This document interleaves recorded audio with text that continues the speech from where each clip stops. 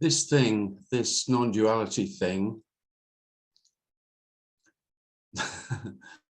that we have meetings about.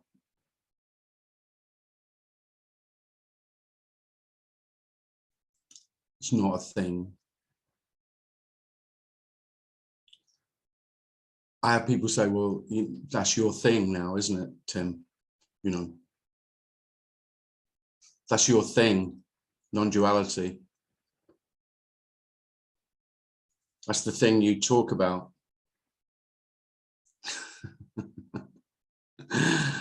It's not. It's not a thing. There is no thing. That's what I try to talk about. So there's an appearance of things, including the non-duality thing, but there are no things,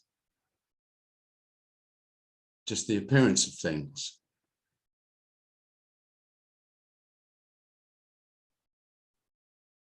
All the things are empty.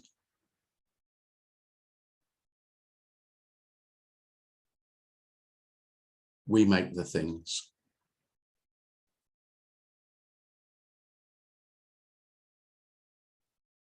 So the concept of non-duality is just in opposition to duality, which you could say is the norm. Most people take duality as a given. Unquestioned, unquestionable. And what is it that's unquestionable for most human beings? Is me. The reality of myself.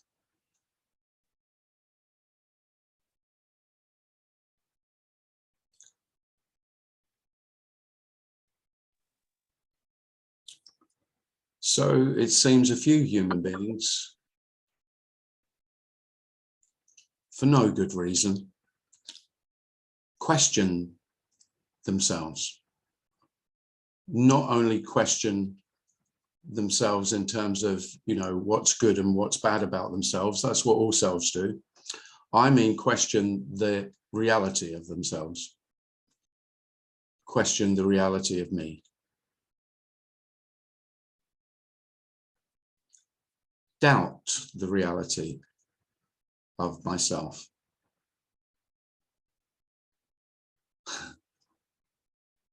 Now that may happen before you've heard anyone else speak about the possible unreality of self, or it might be seemingly initiated by hearing someone else speak about it.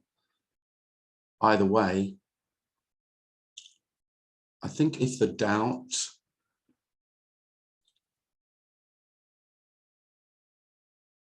appears, it can't go away. It might go to the background seemingly, and you know, me gets on with my life for a while, but it can't be. If you've had a glimpse of the emptiness of self, the essential emptiness that you've called me, it can't be unseen.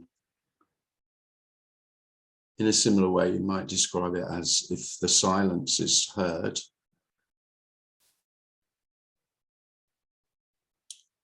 unquestionably heard, it can't be unheard.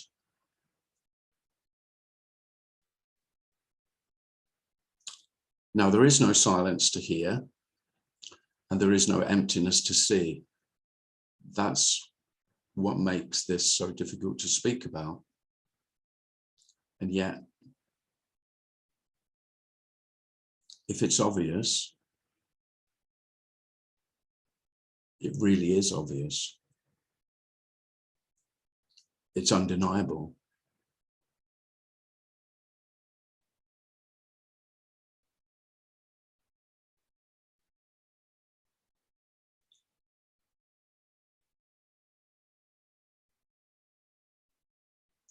But therein lies the real dilemma when you're looking for it. you're looking for nothing,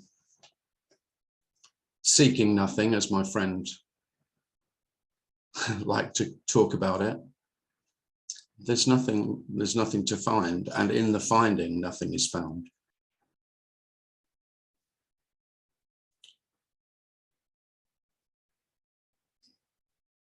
And that can be a desperate place for me to find myself.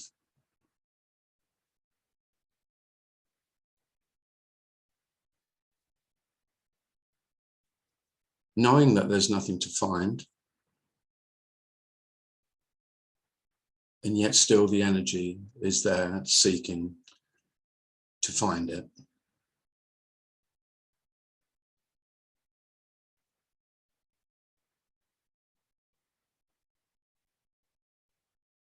And the absolute hopelessness of that search, of this search for non-duality, which is not,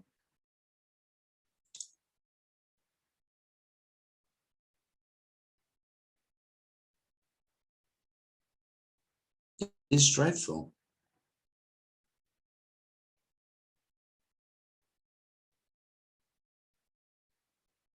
And I do wish I had a solution, you know. I had some magic. But it's so obvious that I didn't find anything. I didn't find what I was looking for. I didn't find nothing. There simply is nothing to find.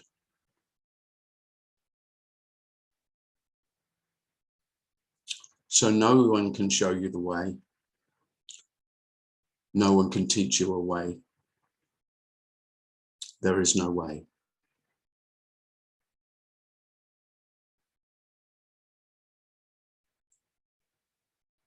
And although that sounds and can feel to the one who's seeking it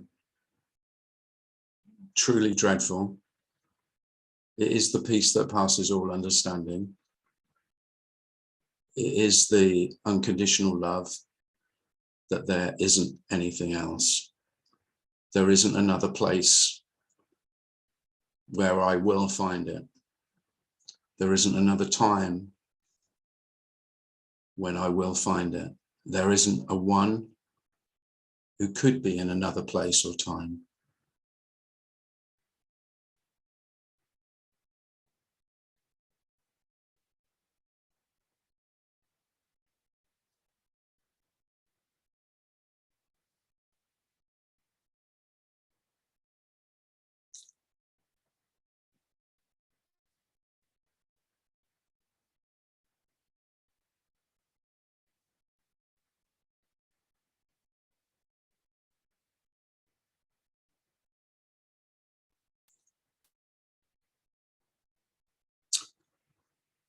So you may stop listening to those who speak about it.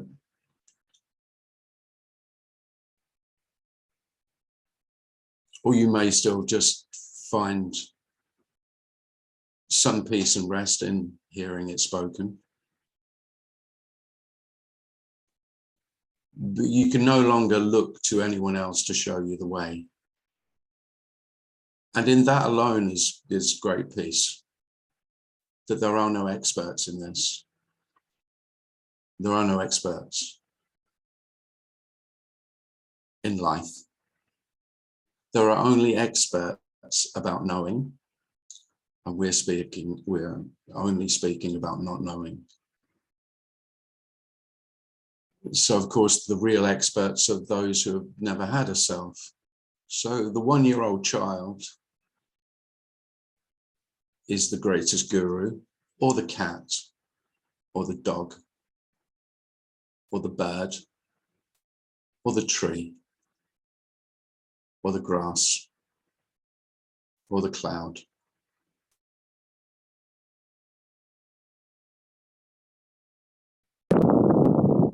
And of course, their teaching is there's no teaching.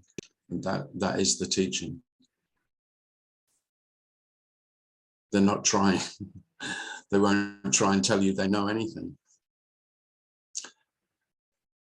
And you you could say that's what I'm trying to do. That's what's trying to be spoken, that there is nothing to find.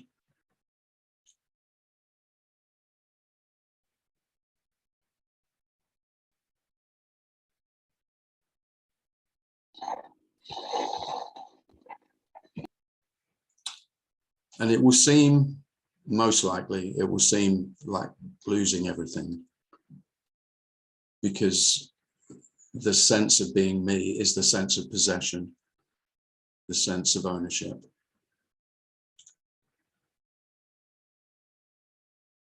And of course, self owns its weaknesses, its faults, its problems, just as strongly.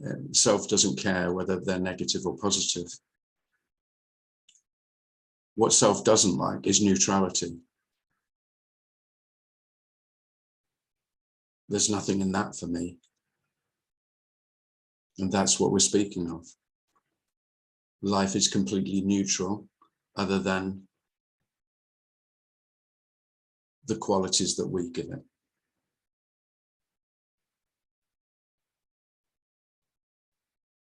There's nothing good or bad until I say so.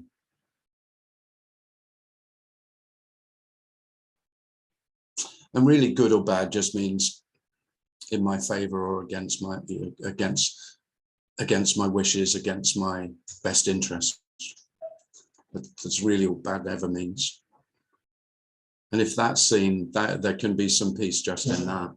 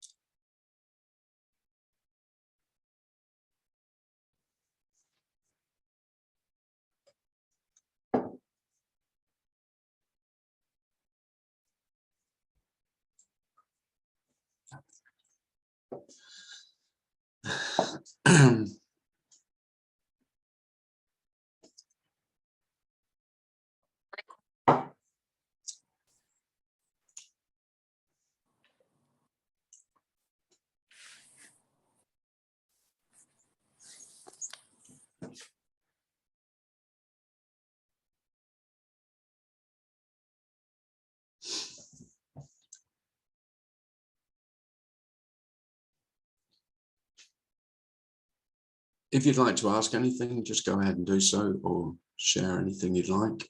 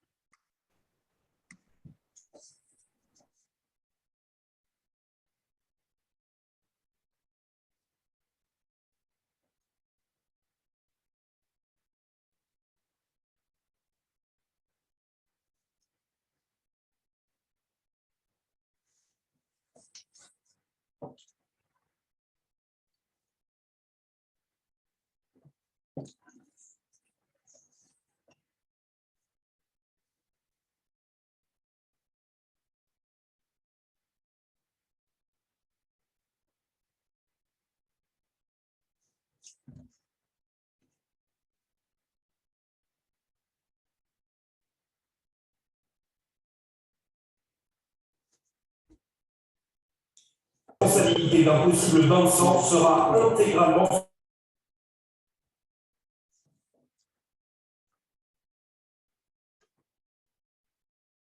Who was that?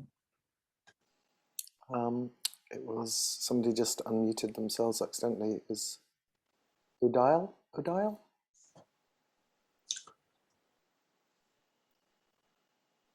Well, if no one's got anything... I don't think they were asking a question though. If you were asking a question, unmute yourself again. But I think it was just a radio. Yeah. Well, I'll just mention Saturday. We had a lovely meeting in London on Saturday, which was, I don't know. I have to guess whether other people enjoyed it, but I really enjoyed it. It was just great to meet up, and it was nice not to record a meeting as well, so I could swear as much as I wanted. You know, I could be personally offensive to people who weren't there, and generally it was such a lot of fun. Because of course, when it's going out on YouTube, I can't say I'm very careful what I say, but I think, you know, there is some inhibition still. Apparently I was very, very rude about God.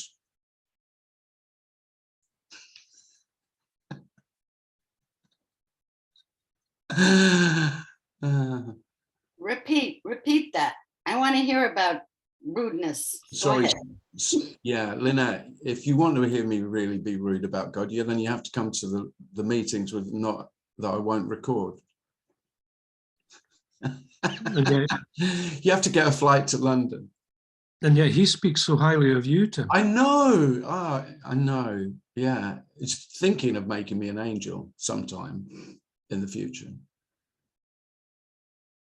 I'm on the list, I'm sure.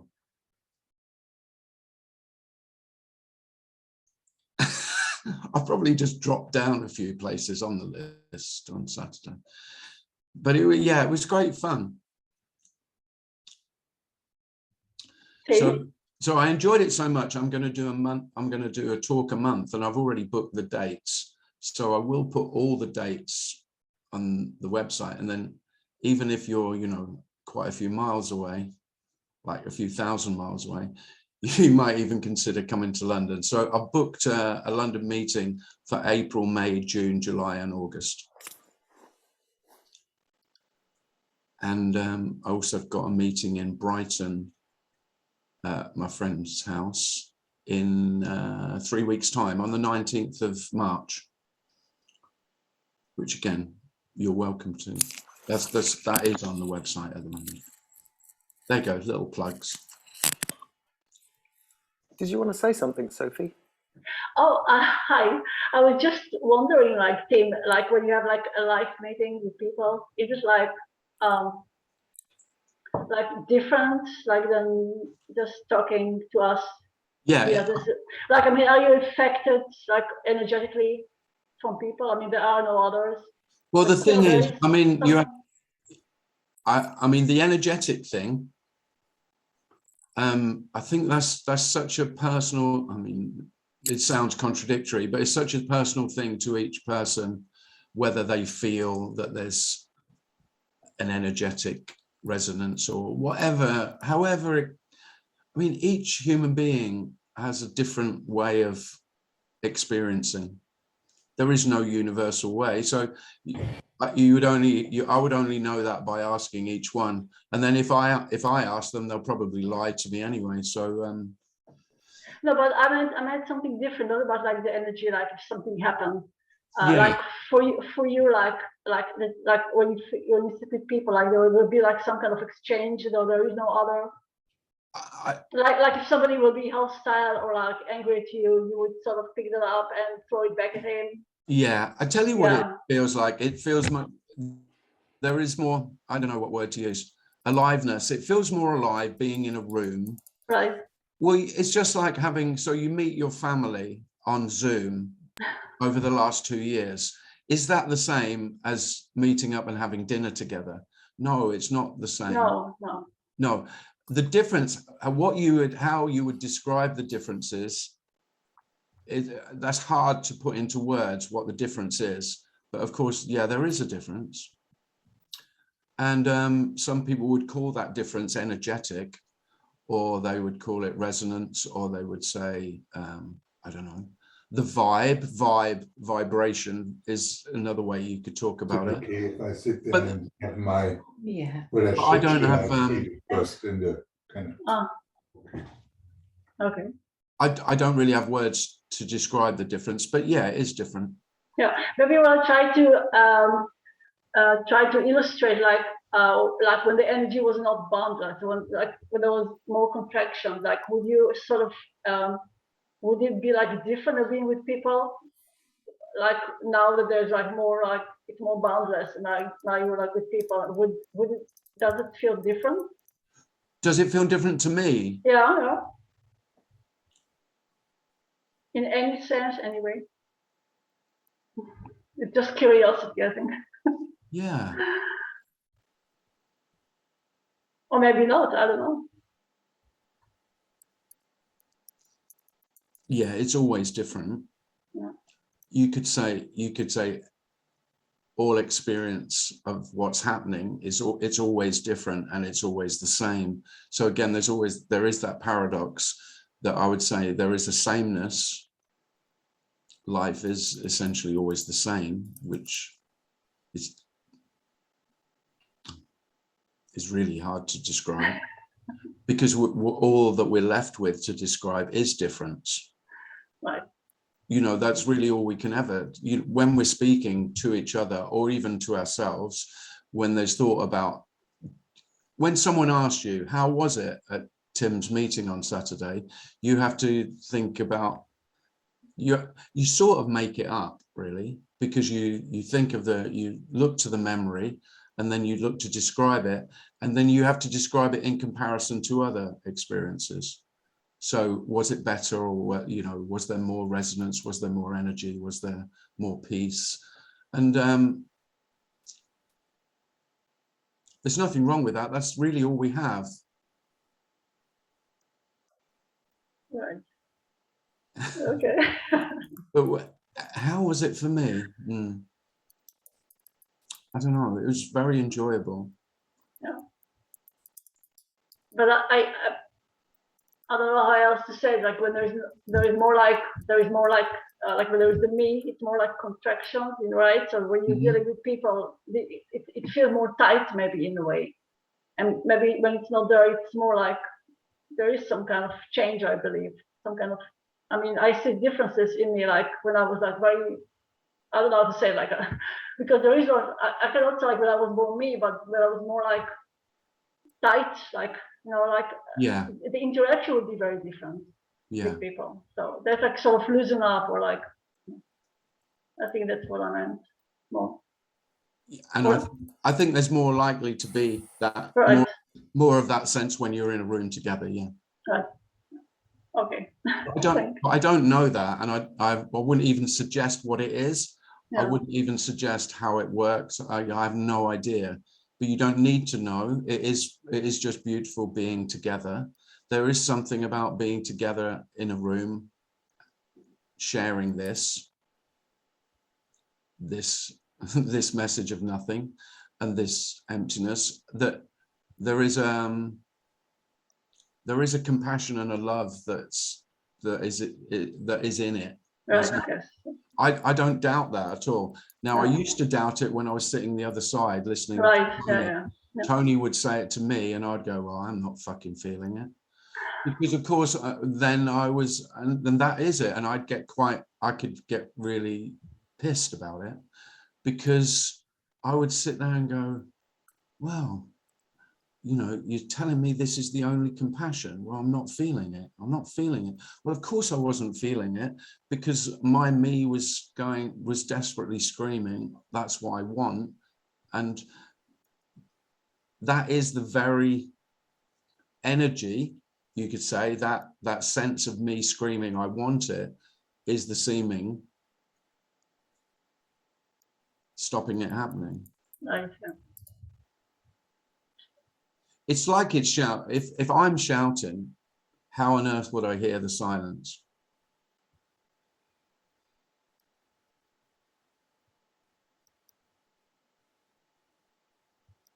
Yeah. In a way, I have to shut the fuck up in order to hear what's being said, which is nothing. In a way, in the same metaphor, there has to be a stopping of looking in order to see. Because I'm looking past what's here to a future. You know, that's most of the time, self is always looking beyond what's the only thing there is, which is what's happening, to what could be happening, what might happen, what could happen, should happen. that's where self's attention is mostly. And also like when there is nothing to gain, I think that's such a big thing. Like I want to take something out of it, or I have to get to somewhere if I talk to somebody, or Yeah.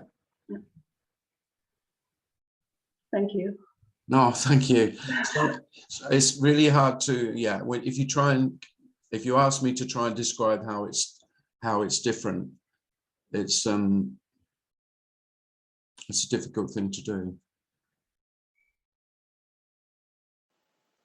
It's funny how we take for granted that to be true, that every human being can tell you how one experience was different from another, which is just creating a new memory from scratch, dredging it up, formulating it, and then comparing it with another one. This is always unknown.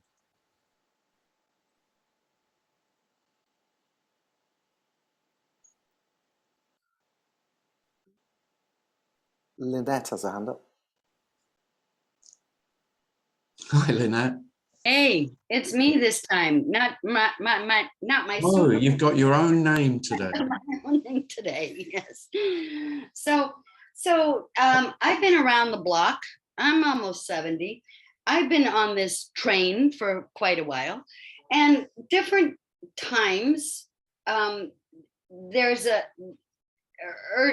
okay, what's up for me right now is goddamn fear of death that just bubbles up and goes away and bubbles up and goes away. And I don't like it. And I don't want this. It doesn't make any sense because conceptually, I've had the experiences, I've had the glimpses, everything's fine. There is no death. And yet, in the middle of the night, I will find, oh, there's so much I haven't done. And what if I do die? And it, there's, help. I feel so inadequate and powerless around this grip. It's a grip. Mm-hmm. Yeah, well, you are absolutely powerless, Lynette. Well, that doesn't sound very compassionate. No, fix it. Fix it. Fix it for you. What, so that you'll live forever? So all you're asking me for is eternal life. It's not much to ask, is it? No. It's like painless death or completion of life with in a package. There are all these images of.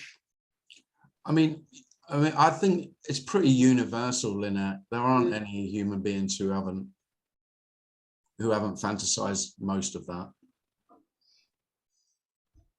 I mean, I don't know if it's any comfort that they're all just fantasies. I mean, maybe it's no comfort at all. But so does that surface for you now these days? I mean, just tell me, because, and I know there's a trap in that because of course it's aspirational and all that. Yeah. So you want to be where Tim is, where, he never fears death, and he's utterly fearless in the face of death. He looks death in the face and laughs, mocks death. Yeah.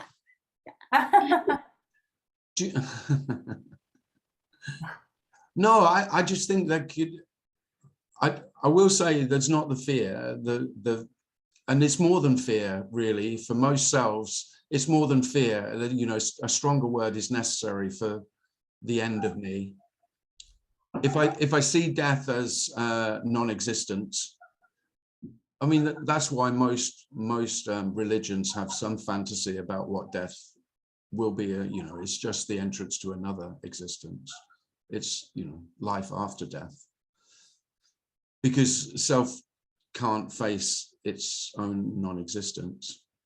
Well, without that sense of meanness, there is that. The thing is, it just doesn't come up, Lynette. So no, I don't have any fear of that. But if you ask me about, there can be really raw sadness about the thought of, I won't see my sons grow up, say that kind of thing. There can be a fantasy about that. And I can just be sitting crying. just at the thought of, oh yeah, I won't see my son's married probably. And I mean, it's just a fantasy. Maybe I will, maybe, you know, it's just, there's so little thought about the future, but then I wouldn't want you to think that it can't happen. Because of course, if there were no thoughts of future, there wouldn't be any possibility of planning anything, you know, so practical planning is, so we're not talking about the absence of any particular thoughts. It's just that when the thoughts aren't mine, when they're not possessed thoughts, even if they're thoughts about a future, fantasies about, or hopes and dreams, you might say, or fears, when they're not mine, they really don't have any power at all.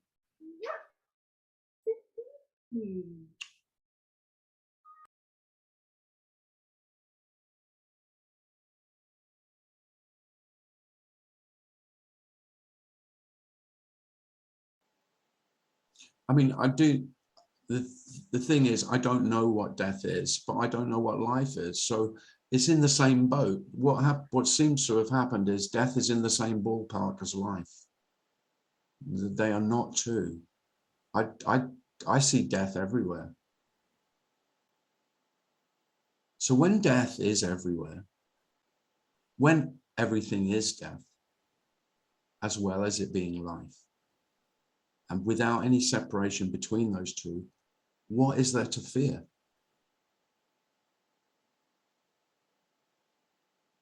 And of course, those who really are afraid of death, which most selves are, they're really afraid of life. I think that's pretty critical. That's pretty critical.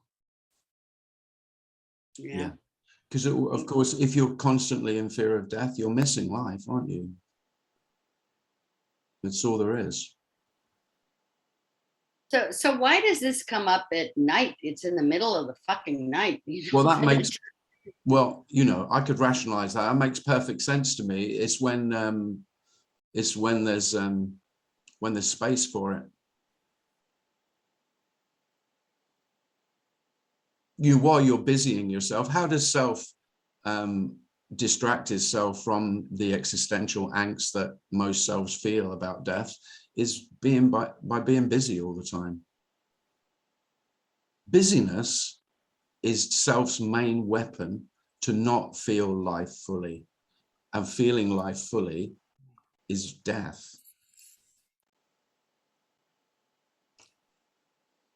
This one's going to go down in history. This is a good one. And of course, self doesn't want either. So self it fantasizes about some death in the future because it is just so it's not present. Because the worst fear, and this is where no place for me, there is absolutely no place for me when death is always present. Where am I then? I'm already dead.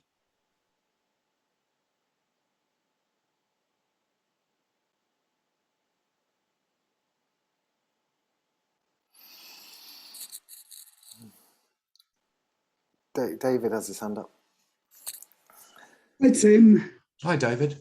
Yeah, I just wanted to comment on what you were saying earlier about trying to describe this. And I mean, I find it particularly with people who know nothing about non-duality, have no interest in it. And, you know, I might say to someone, oh, I'm going on a retreat next weekend, and afterwards, that I think that they say something like, yeah, I bet you're really chilled now. I think they kind of had the impression that it's, you know, it's like a spa weekend or something. And then people say, well, what did you get out of it? What did you gain? And that's really a difficult one. That isn't difficult. That's the easiest question to answer, David. Well, in the sense that nothing was gained. Correct answer. Yeah, Go to the top of the class, but don't say it's a difficult question. Well, if anyone asks you what you get out of it, that it's a stock. It's 100% accurate, and it's nice and straightforward. It ends the conversation because then they will never ask you another question about it. Yeah. I mean, like my girlfriend said, or what did you get out of it? What did you gain? I said, well, it's not so much gaining something as losing something. Yeah. And, that's, for a lot of people, that sounds negative. Depends if you like, if you fancy the conversation continuing, so you quite like them, then don't say nothing. If you don't like them, just say nothing, and that will end the conversation. Or if you want it to carry on, just say something biblical, like so what did you get out of it, Tim? I got the peace that passes all understanding. Well, that'll prick their ears up. Then they'll be interested. But then you're into it, that's only if you really like them and you want to speak to them. Or say or say, I got unconditional love. And then they'll be like open-mouthed and want to ask you about that. But nothing is the correct answer. Yeah. And that will end the conversation more than likely. Yeah, true.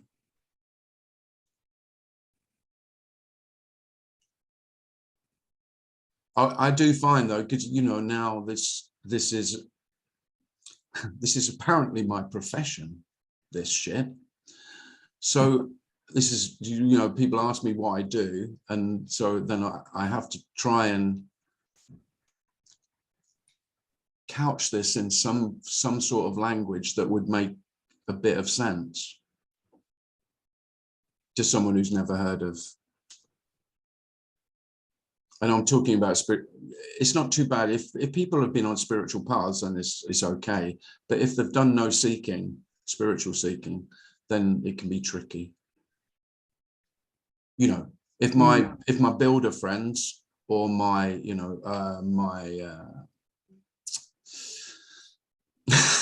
my farmer friends, my builder friends, my teacher friends, if they ask me, it can be tricky. How about your golfing friends when you're on the golf? Golfing friends is taboo.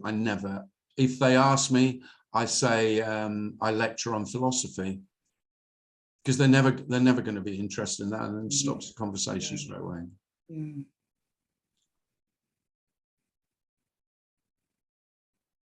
No, I thought it was interesting you saying about not recording the meeting. Yeah, it was nice not to record. Yeah, because it's ephemeral, isn't it? In a way, the words, they're there, then they're gone, and why necessarily record them for posterity? Well, I do think, if I never speak about this again, there's more than enough of this on YouTube already. I never have to make another recording. Yeah.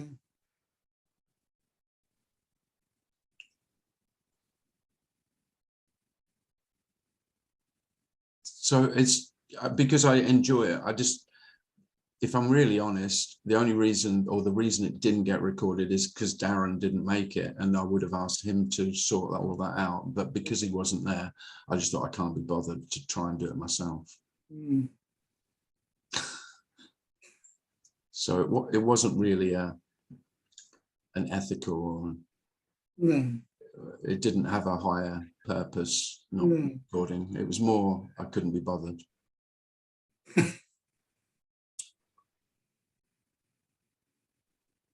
But I do think it's better for you say participants. People are more likely to participate openly without recording. It's human nature.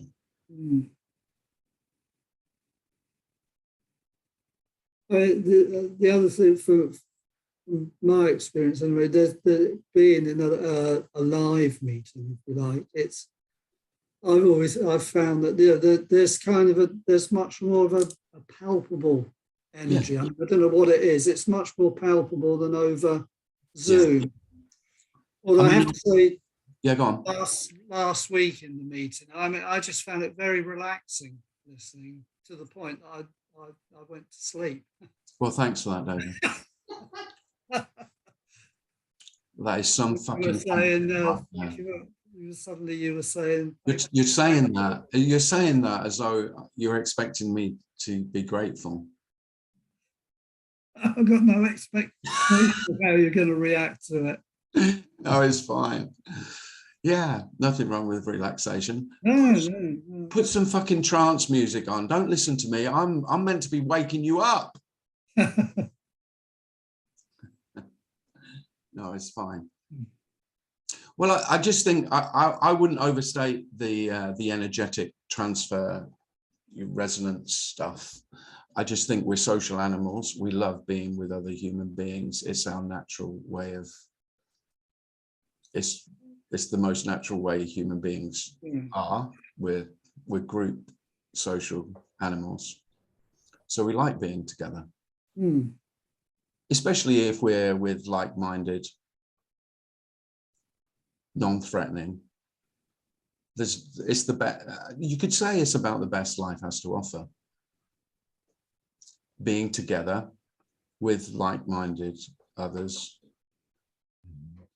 sharing anything. I mean, music, sports.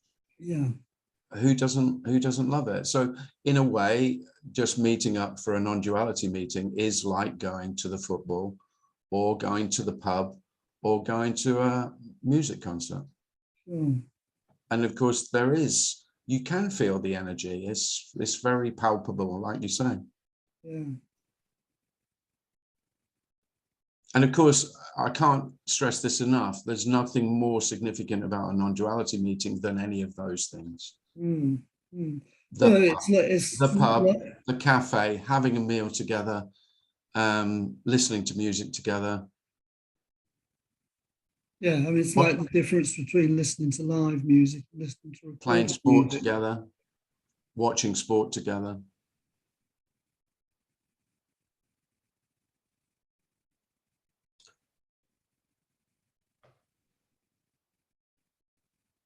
Yeah. Yeah.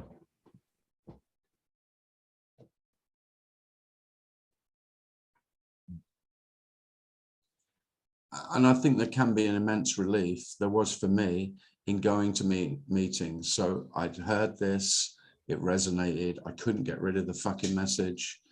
It haunted me. It would not leave me alone. I went to meetings and there was just massive relief just to be with others who are in the same shitty boat that I was in. I mean, it isn't. So I'm sort of making light of it, but I'm not, because that was a big deal, because this can be so lonely as a seeker. And one of the wonderful things is that of these Zoom meetings is that you can meet up and share it, even though we're on different sides of the world. It's quite wonderful. But it isn't as wonderful as being in a room together. And there's the truth. You don't have to know why. This is a great myth. In order for it to be really worthwhile, I need to know why and how it works with everything. Bullshit. Makes no difference. Your knowledge of how and why stuff, life is as it is, it's all irrelevant. It makes no difference. The joy, the love, the peace, everything that's good does not require any of that at all.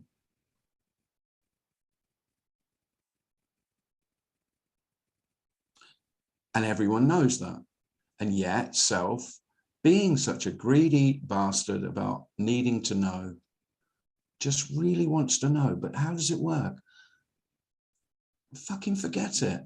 One man tells you how it works. One woman tells you how it works in a different way. And then all you're into you're in some dilemma about who's right. Or how about they're both right and neither of them are right? Makes not a shit of difference. Now that's the piece, when it's seen that whatever knowledge you think would help is very clearly of no help whatsoever, because we're not speaking about knowing or understanding.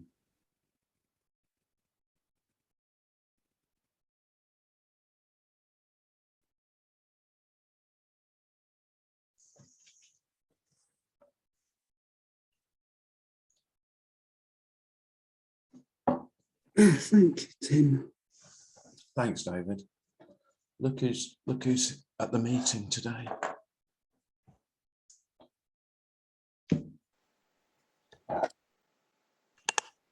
Oh, hello, Cyril. More Davids.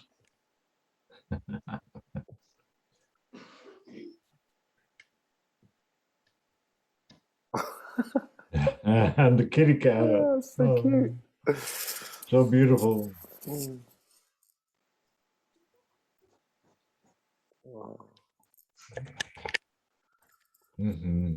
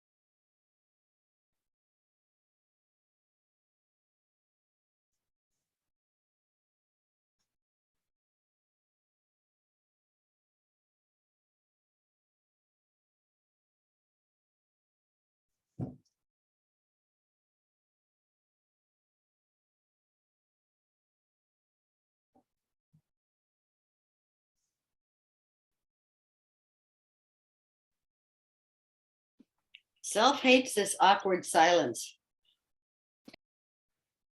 Get over yourself, Lynette.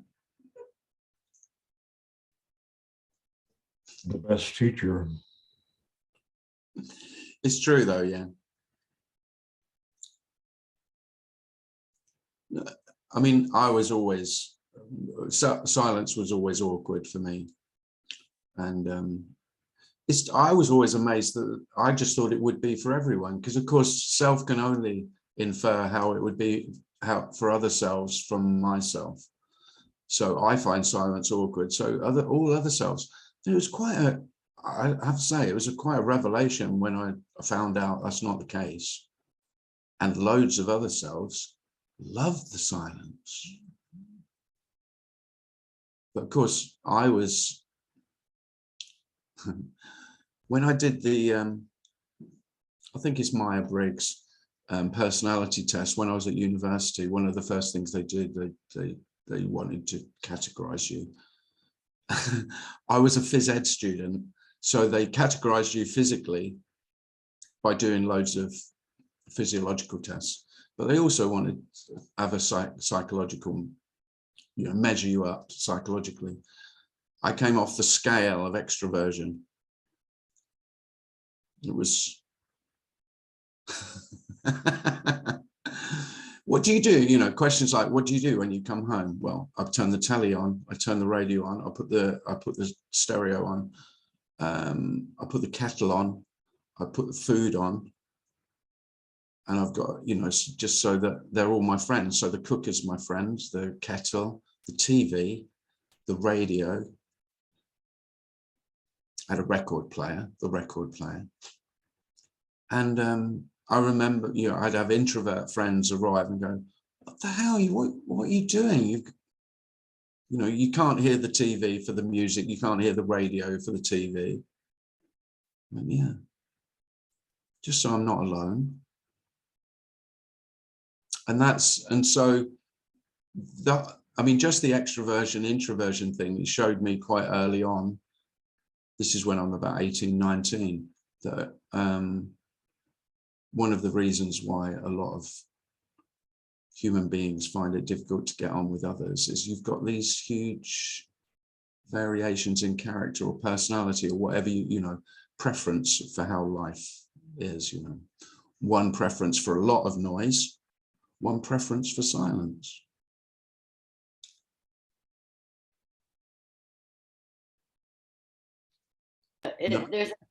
Sorry, go ahead. And yeah, one of the wonders now, Lynette, is I'm perfectly okay with silence. Yeah. Mm-hmm. No, I recognize in myself, in this meanness, you know, I have to, it's caretaking, you know, caretaking. Oh my God, no one's talking, no one's filling the space.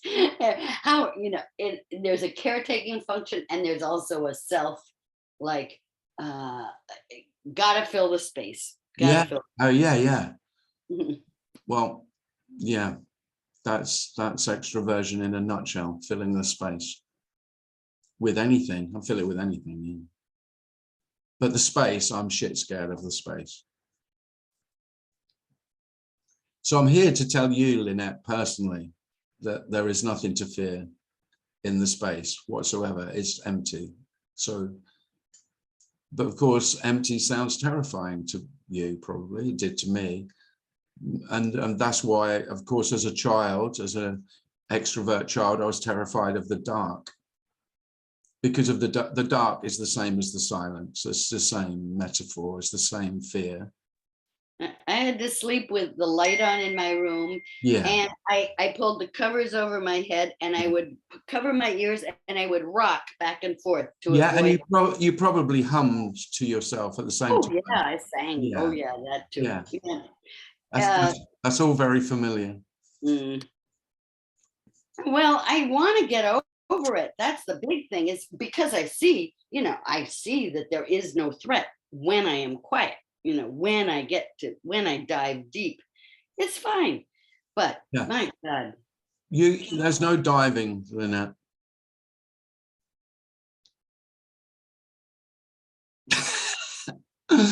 This doesn't have any depth. You know, that's again, you know, so many stories we say, you know, that there's depth. There's no depth. You're just fucked. That's it. That's it. It just boils down to it is or it isn't, and it's not and it is. And no, of course. I mean, you're fucked before you started. But, I mean, you're both fucked, and there's no one to be fucked. So, I mean, you can't get more fucked than that.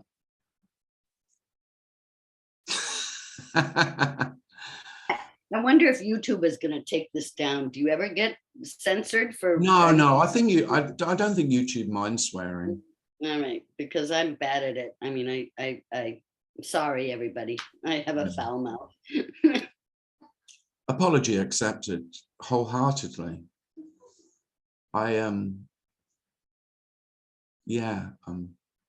There's a myth about swearing, isn't there? That Billy Connolly always used to say that because he was accused of swearing too much, when swearing wasn't quite as acceptable as it is today. You know, we're talking about late 70s, early 80s, when saying fuck every other word wasn't as acceptable as it is now. And he was always prone to point out that those who swear the most are the most eloquent. It's well documented that it isn't an expression of poor vocabulary or having a limited vocabulary. Those who have the most swear words also have the most elaborate language as well. I can't wait to tell my family. Thank you. It's true. You can use that, and you can say, I learned that off Billy anyway.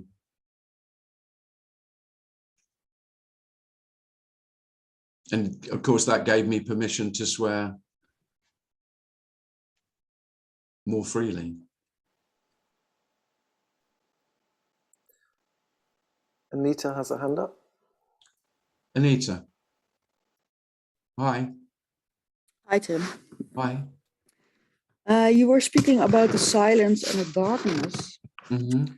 I love the silence and I've problems in the darkness. There's a great preference for the light. Yeah.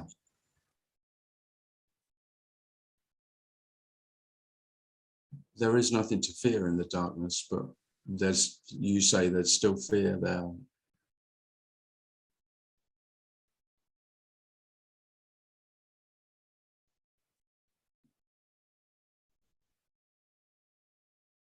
Because really there isn't light and darkness. You know, that's again, that's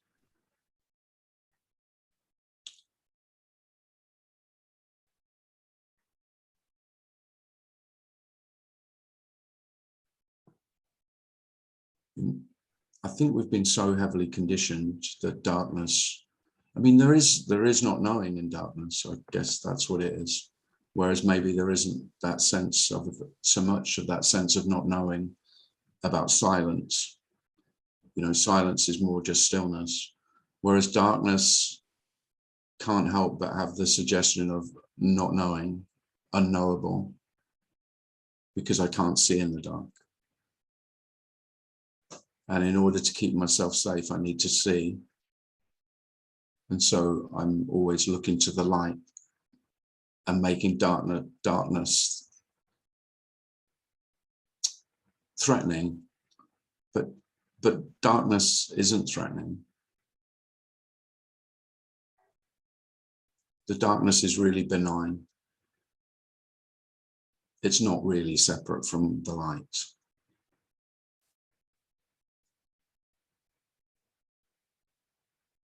Because I think one of the great myths that, because we're taught it from an early age, and it seems as though that's how life is, that darkness is the absence of light.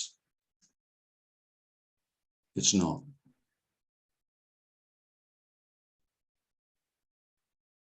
I don't know how I know that. I don't know that. It just seems obvious that light is darkness being light, and darkness is light being dark.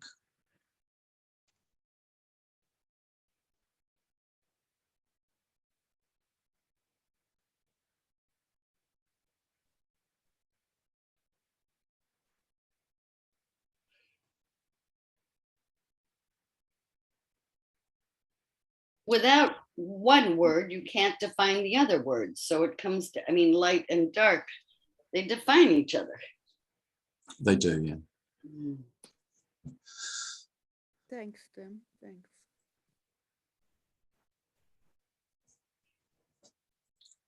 I mean, my fear of the dark was very profound as a child,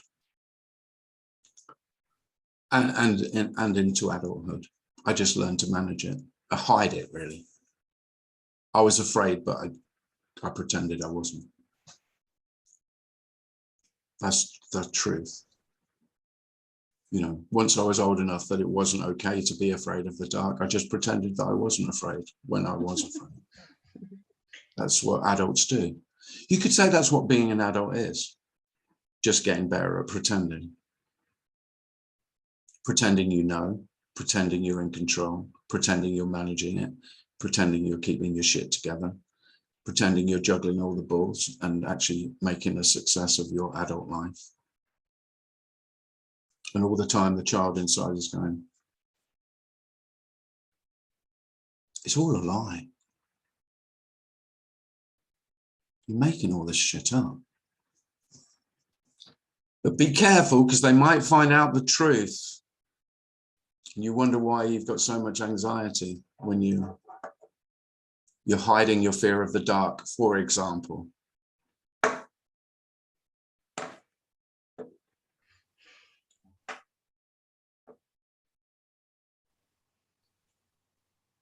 I mean, because that was a constant fear every night. I had that. And it was because I couldn't see. It was very clear what it was. The fear was without me and my seeing, I was at risk from all kinds of unknown monsters, all kinds of unseeable, unseen dangers.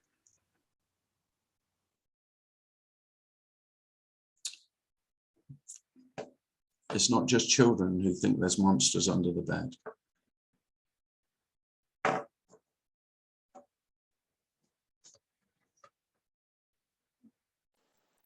David said in chat, my wife always said, turn the dark on rather than turn the light off. Oh, that's nice. She was the lucky one. She loved the dark. Yeah. Of course, I could say you could love the dark and fear the light.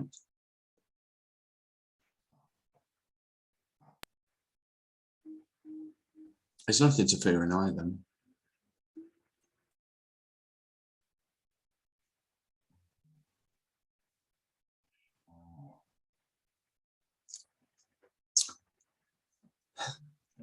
Well, thanks very much for coming, all of you.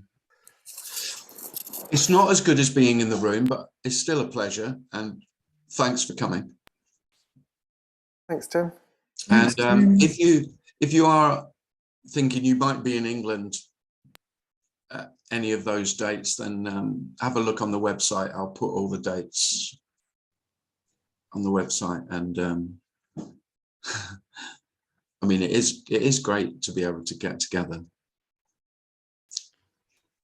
But thanks very much, and yeah, take care. Thanks, Tim. Thank you, Tim. Bye-bye. Thanks, Darren. Yeah, you're welcome. Tim. See you later. Thank you so much. Bye. Bye-bye. Bye, everybody.